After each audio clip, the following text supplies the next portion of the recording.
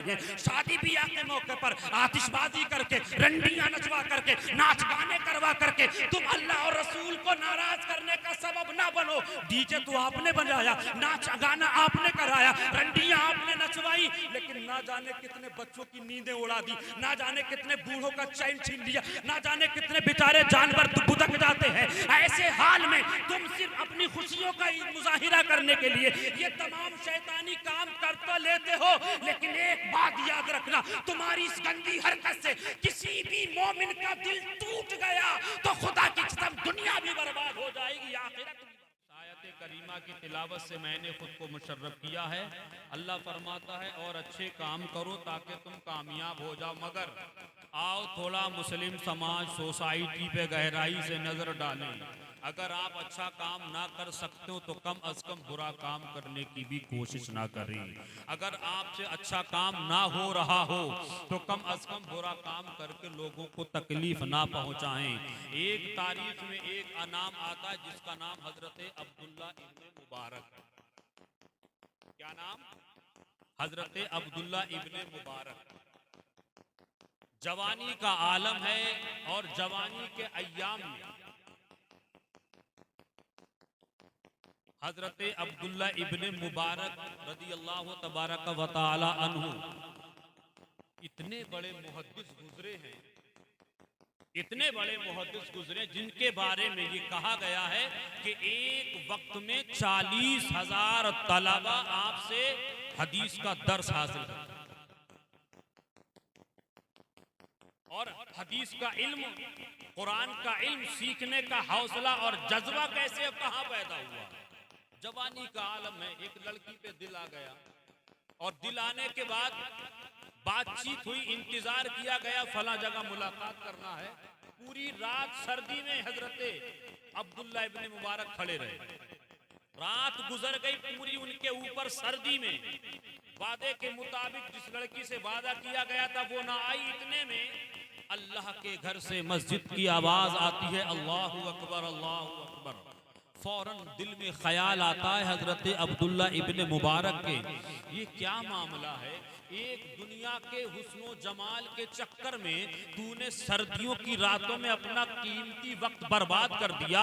अगर अपने रब की खातिर तू अगर खड़ा हो जाता, अपने रब को खुश करने के लिए अगर सर्दी की रात में खड़ा हो जाता तो ना जाने तेरा रब कितना बड़ा मकाम अता फरमा देता। बस ये बात आपके दिल में आई और अल्लाह अकबर की जो आवाज सुनी, अल्लाह के घर में गए, फजर की नमाज अदा की और अल्लाह के घर में सिद्को दिल से तौबा की। ये नियत की कि आज के बाद अब मैं वो काम करूंगा जिससे अल्लाह उसका रसूल खुश हो। और नियत ये की कि मुझे हदीस का दर्स हासिल करना है, हदीस का इल्म हासिल करना है, कुरान का इल्म हासिल करना है। निकले, घर पर पहुंचे, कपड़े बैग में रखे और सफर की नियत से दर्स हदीस हासिल करने के लिए आपने अपनी मंजिल की तरफ रवा दवा हो गए। रास्ते में एक बुजुर्ग से मुलाकात, एक बुजुर्ग से मुलाकात हुई। उन बुजुर्ग से जब मुलाकात हुई, मुसाफा हुआ, सलाम हुआ, दोनों साथ में चल लगे। अब इस आलम में धूप की तपिश है और उन दोनों के ऊपर बादल का एक टुकड़ा है जो उन पे साया किए हुए है। बादल का एक टुकड़ा उन दोनों पर साया किए हुए है। अब मन ही मन में वो बुजुर्ग सोचते हैं, मैं अल्लाह का नेक बंदा हूँ, हो सकता है मेरी नेकियों की वजह से ये बादल का टुकड़ा धूप की तपिश में अल्लाह ने मेरे लिए रहमत का साया बना दिया। और हजरत अब्दुल्ला इब्ने मुबारक के तो सोचने का मतलब ही नहीं है, क्योंकि रात तो उनकी बड़ा भयंकर तरीके से गुजरी है। किसकी याद में? दुनिया के हुस्न जमाल के चक्कर में उन्होंने नहीं सोचा। लेकिन एक ऐसा मौका है, दोनों को अलग अलग जाना था, किसी को पूरब जाना था, उनमें से किसी को पश्चिम में जाना था। अब जब दोनों ने देखा कि हमारे ऊपर रहमत का बादल का साया, 60 टुकड़ा साया किए हुए है, जब दोनों एक दूसरे से जुदा हुए तो क्या देखे कि वो बादल का टुकड़ा उन बुजुर्ग के सर पर नहीं बल्कि हजरत अब्दुल्ला इब्ने मुबारक के सर पर। उनका ये गुमान था, मैं नेक आदमी हूँ, बुजुर्ग आदमी हूँ, हो सकता है मेरी कोई नेकी की वजह से अल्लाह ने बादल के टुकड़े को रहमत का साया बनाया।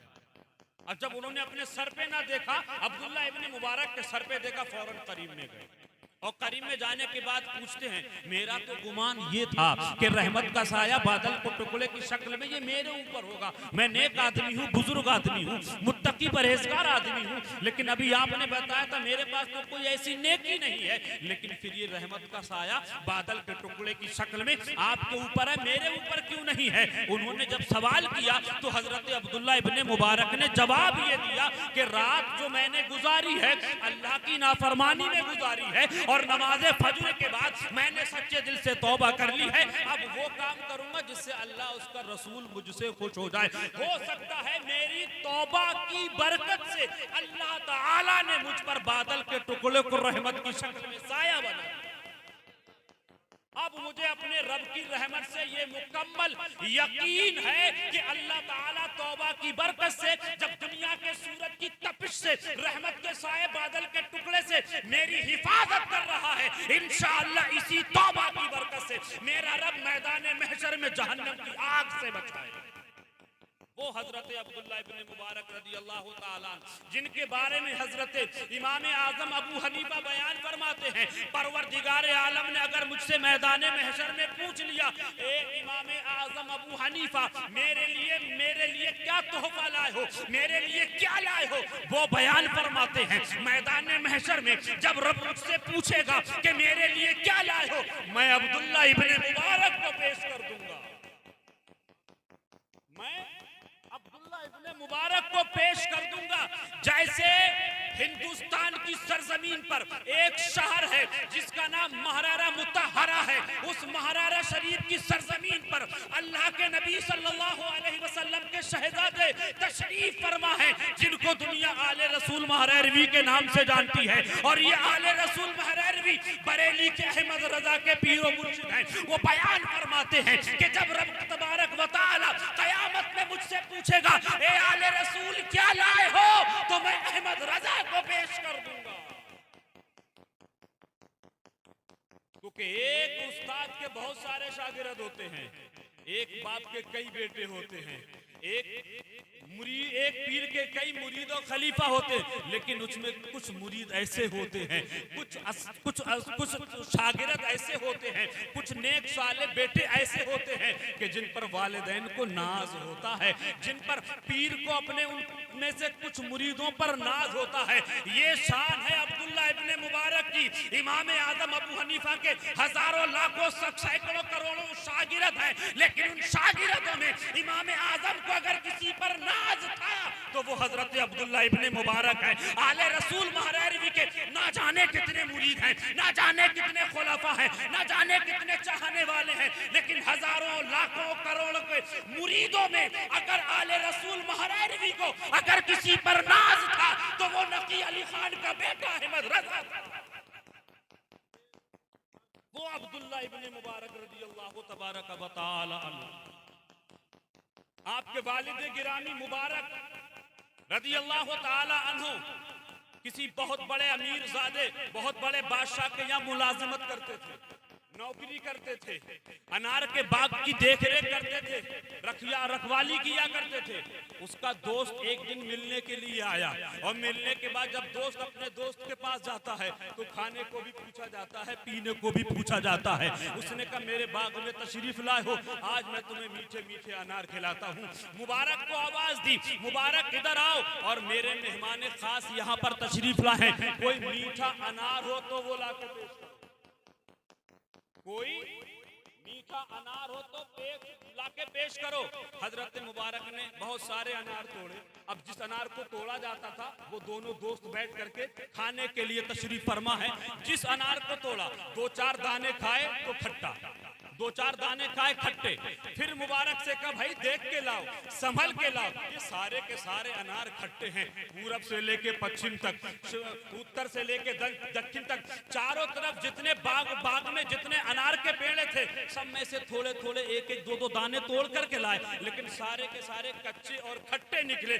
कोई अनार का सेब, कोई अनार मीठा ना निकला। आखिरकार आप किया जिसके यहाँ मुलाजिमत फरमाते थे, उन्होंने कहा भाई मुबारक ये क्या मामला मामला है? इतना वक्त हो गया तुम्हें मेरे यहाँ मुलाजिमत करते हुए, अभी तक तुम्हारे पास इस बात का तजुर्बा नहीं है कि कौन सा अनार मीठा है और कौन सा अनार खट्टा है, कौन सा अनार पका है और कौन सा अनार कच्चा है। ये सारे के सारे अनार तुमने ला करके कच्चे पेश कर दिए हैं। हजरत मुबारक का जवाब सुनिए, वो बयान फरमाते हैं, बादशाह सलामत, आप मेरे मालिक जरूर जैसे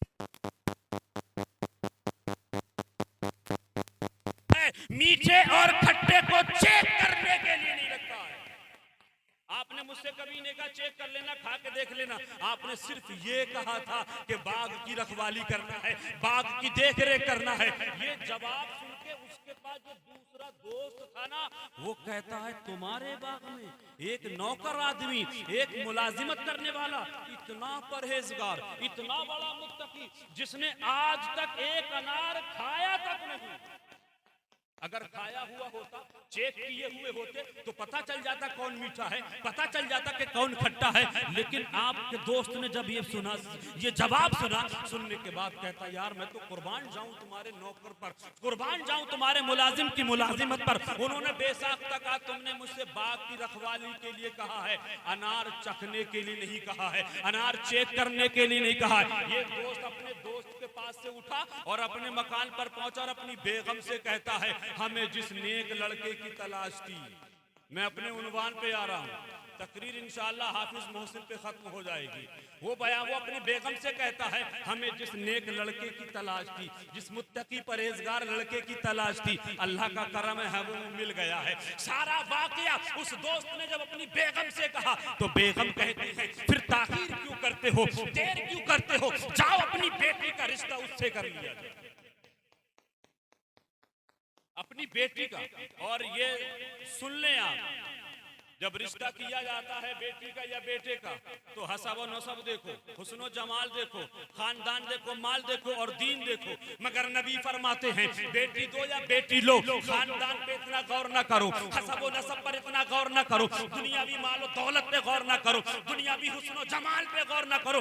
तुम्हें लड़की लेना हो या लड़की देना हो तो सिर्फ एक चीज देखो जिसको कहते दीनदारी, क्योंकि जिसके अंदर दीनदारी होगी अल्हम्दुलिल्लाह उसका हुस्न जमाल भी लाजवाब होगा, उसका खानदान भी लाजवाब होगा, उसका हसब व नसब भी लाजवाब होगा। अल्लाह के करम से वो दुनियावी एतबार से माल और दौलत वाला भी होगा।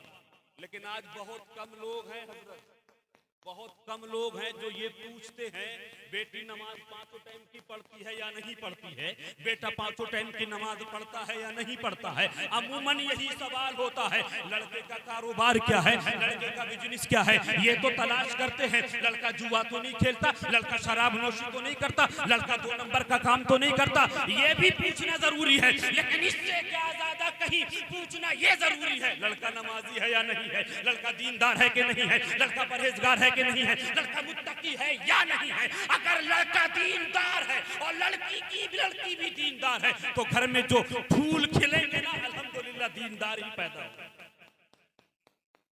गए और हजरत मुबारक से जाके अपनी बात रखी, उन्होंने कहा हाँ मुझ पे निकाह भी बनता है और मैं निकाह करने के लिए तैयार हूं। हजरत तारीख देखें उठा के, निकाह हो गया, निकाह हो गया। निकाह होने के बाद बीवी मकान में है, बीवी घर में है, मगर हजरत मुबारक ने 40 दिन तक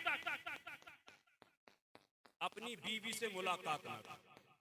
40 दिन तक बीवी अपने मकान से जब अपने ससुराल से जब मायके पहुंची तो बाप को सारी दास्तान सुना दी। बाप भी हैरत में पड़ गए, ये क्या मामला है, इतना वक्त हो गया और अभी उन्होंने ज़ौजियत का हक अदा नहीं किया है। वक्त गुजरता गया, वक्त के गुजर जाने के बाद जब उनसे पूछा भाई तुमने ऐसा ऐसा क्यों किया है, तो हजरत मुबारक ने जवाब दिया मैं परहेजगार आदमी हूँ और तुम दुनियादार लोग हो, तुम दुनिया में अपना कारोबार करने में मसरूफ रहते हो और कारोबार की लाइन में कभी कभी झूठ बोल के भी पैसा हासिल कर लिया जाता है, कभी 2 नंबर का पास रुपया भी हासिल कर लिया जाता है, कभी 2 नंबर के तरीके से, यानी हलाल और हराम का जब तमीज नहीं होता है तो ऐसे हालात बन जाते हैं। अल्लाह के नबी फरमाते हैं जिसने हराम कमाई का एक लुकमा खाया 40 दिन तक उसकी इबादत कबूल नहीं होगी। फरमाते मैंने 40 दिन इसलिए इसलिए ज़ौजियत का हक अदा नहीं किया कि हो सकता है इसने भी कोई लुकमा खाया हो, तो जो खाया है ना वो 40 दिन के बाद निकल जाएगा। और 40 दिन के बाद जब हजरत मुबारक रज़ी अल्लाह तबारक व तआला अन्हु ने अपनी बीवी के साथ में हक ज़ौजियत अदा किया है, तो पूरी दुनिया ने देखा है कि उनके घर में जो बेटा पैदा हुआ है उस बेटे को दुनिया अब्दुल्ला इब्ने मुबारक के नाम से, ये वो अब्दुल्ला इब्ने मुबारक है जिनके एक दर्स में 40,000 तलबा दर्स हदीस हासिल किया करते थे। यही हजरत अब्दुल्ला इब्ने मुबारक रज़ी अल्लाह तबारक व तआला अन्हु। अरे हम अच्छे काम करके देखें तो सही, गरीबों की मदद करके देखें तो सही, बूढ़ों का सहारा बन के देखें तो सही। जब हम गरीबों की मदद करेंगे, बूढ़ों का सहारा बनेंगे, खुदा की कसम रब की नेमतें वहां से मिलेंगी जहां से हम सोच भी नहीं सकते। आपको कूफा की सरजमीन पर आना जाना रहता था, आप तशरीफ ले जाते थे। जैसे आज हम लोग कोई दिल्ली जाता है, कोई जयपुर जाता है, रास्ते में रोडवेज और प्राइवेट बसें रुकती हैं, खाना पीना होता है, नाश्ता वगैरह होता है। इसी तरीके से जब आप निकलते थे तो कूफे की एक सरा, हम जो लोग रुकते हैं ना तो इनको रेस्टोरेंट बोलते हैं, बड़ा होटल बोलते हैं, जहाँ खाने का बड़ा अच्छा इंतजाम हो। उस जमाने में सफर में जो खाने पीने के मकाम हुआ करते थे उनको सराय बोला करते। तो एक सराय में हमेशा आप जाते थे तो भी वही मुलाकात करते थे, आते थे तो वो भी वहां मुलाकात करते थे। और वहां एक गरीब आदमी था जिससे आपका अक्सर बेशतर दुआ सलाम होता था। गरीब इतना था कि उस जमाने का जो कोतवाल था उसके बहुत सारे रुपये आ रहे थे।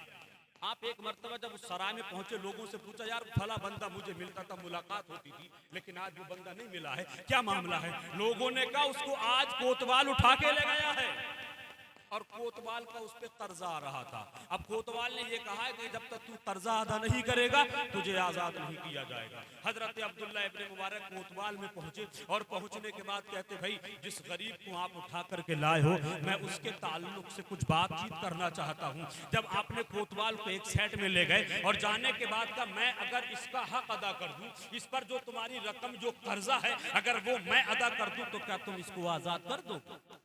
ने कहा मुझे क्या, मुझे तो पैसा मिलना चाहिए, मैं आजाद कर दूंगा। हजरत अब्दुल्ला इब्ने मुबारक ने जो उसके ऊपर कर्जा था सारी रकम निकाल दी और उस कोतवाल से कहा एक बात याद रखना, ये जो मैं तुम्हें इसका हक रुपया दे करके इसको आजाद कर रहा हूं ना, इसके बारे में कभी इसको बताना मत। तो नेकी करो इस नियत से कि नामवरी ना हो, रियाकारी ना हो, दिखावा ना हो, गरीब की मदद करो, बूढ़ों का सहारा बनो, ये नियत करो। मौला जो नेकी कर रहे हैं ना, इस नेकी के सत्ते में हमें दुनिया और आखिरत की तमाम भलाइयां नसीब। कोतवाल ने कहा ठीक है मैं वादे के मुताबिक वादे पर अमल करूंगा। काफी वक्त गुजर गया, जब उसको आजाद कर दिया गया वो कोतवाल से पूछता है भाई मुझे जिसने आजादी दिलवाई है उसका नाम पता बताओ, मैं उसके बारे में जानना चाहता हूँ। कोतवाल ने कहा नहीं तुम्हें इससे कोई मतलब नहीं है, अब तुम पर मेरा कुछ लेना देना बाकी नहीं है, जाओ अपना काम करो। अब वो फिर अपना मुलाजिमत करने लगा, फिर सराय में तशरीफ ले आया और फिर हजरत अब्दुल्ला इब्ने मुबारक लगातार जाते रहते थे और आते रहते थे। मुलाकात होती थी तो वो अक्सर ये जुमले दोहराता था, हजरत काम तो बहुत अच्छे किए हैं लेकिन जिस शख्स ने मेरे साथ नेकी की है उस बंदे का कोई जवाब। एक दिन कोतवाल कहीं से आ रहा था और उस मुलाजिम ने गरीब ने देख लिया और हाथ पकड़ के कहता आज मुझे माफ कर दो, आज मेहरबानी करो उस बंदे का, उस नेक आदमी का पता बता दो जिसने मुझे कोतवाल के यहाँ कैदी था, जिसने मुझे आजाद कर। तब उस कोतवाल ने कहा भाई तुम उसको जानते हो, वो तुम्हारे अक्सर नाश्ता करता है, खाना पीना करता है, तुम्हारी दुआ सलाम मुलाकात भी होती है। तब उसने कहा वो कौन है? कहा वो हजरत अब्दुल्ला इब्ने मुबारक है। अच्छे काम करें ताकि अल्लाह हमें और आपको कामयाब फरमाए। एक सहाबी रसूल अल्लाह के नबी मस्जिद में तशरीफ फरमा है जिनका नाम सआदुल असवद है और वो आते अर्ज करते या रसूल अल्लाह मेरा निकाह फरमा दीजिए, मेरे दोस्तों की शादियां हो रही हैं, मेरे दोस्तों के यहाँ दुल्हनें आ रही हैं, मेरे हक में दुआ फरमाएं, मेरी शादी का इंतज़ाम कर दें। आका ने हजरत सआदुल असवद को जब समात किया, जबकि सआदुल असवद काले रंग के थे, होठ मोटे मोटे थे, आका ने सुना इरशाद फरमाते हैं क्या इस महफिल में हजरत अम्र इब्ने वहाब हैं या नहीं है? कहा या रसूलल्लाह यहाँ अम्र इब्ने वहाब नहीं है। तो आपने एक हजरत सादुल असवद से कहा जाओ हजरत अम्र इब्ने वहाब के घर जाओ और उनसे कहना कि मुझे मुस्तफ़ा ने तुम्हारी बेटी से निकाह करने के लिए अपना कासिद बना दिया। अब जब वो पहुंचे हजरत अम्र इब्ने वहाब के घर पर तो हजरत अम्र इब्ने वहाब ने जवाब दिया यार तुम्हारी सूरत काली है, मोटे मोटे होठ हैं, मेरी लड़की हसीन व जमील है, खूबसूरत है, मैं ये निकाह नहीं कर सकता, मैं ये शादी नहीं कर सकता हूँ। वो अर्ज करते मुझे पैगंबर ने भेजा है, मदीने के ताजदार ने भेजा है, सोच समझ के जवाब दीजिएगा। बोले मैंने बहुत सोच समझ के जवाब दे दिया है। हजरत सादुल असवद अश्कबार होते हुए वापस आ रहे हैं और हजरत अम्र इब्ने वहाब की बेटी इस गुफ्तगू को अपने मकान में कानों से समाअत कर रही थी। फौरन अपने वालिद गिरामी के पास आई और अर्ज करती अब्बा जान ये क्या मामला कर दिया? आपने सादुल असवद को देखा, आपने उनकी काली सूरत को देखा, आपने उनके मोटे मोटे होठों को देखा, आपने ये नहीं देखा कि उनको भेजा किसने, आपने ये नहीं देखा कि उनको भेजा किसने है। आपने बहुत बुरा किया है, आपने खुदा रसूल को नाराज करने का काम किया है। लिहाजा अगर आप चाहते हो कि अल्लाह के रसूल तुमसे खुश हो जाएं तो ये फैसला तुम्हारे ऊपर नहीं है। मैं खुश नसीब लड़की हूँ, मैं खुश नसीब बेटी हूँ कि मुस्तफ़ा की नजरों ने मेरा इंतखाब किया है, मुझे चुना है, मुझे शादी से कोई एतराज नहीं है। जाओ अभी मुस्तफ़ा की बारगाह में, इससे पहले वो तुम्हारी मुस्तफ़ा की बारगाह में शिकायत बनाए।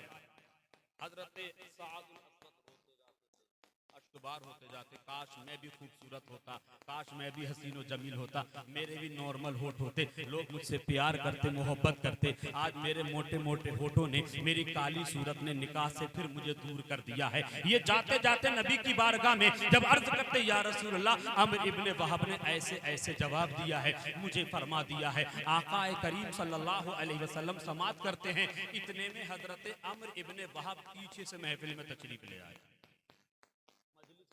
पीछे से तशरीफ ले आए, खड़े हो गए अर्ज करते या रसूलल्लाह मैं माफी चाहता हूँ, माजरत चाहता हूँ, मैंने जज्बात में आकर के खून के रिश्ते की बुनियाद पर इनको कुछ गलत सलत बोल दिया, माजरत चाहता हूँ। अब इनकी इन्होंने जो आपने इनको निकाह के लिए निकाह के लिए मुंतखब किया है, मुझे और मेरी बेटी को कोई एतराज नहीं, मेरी बेटी निकाह करने के लिए।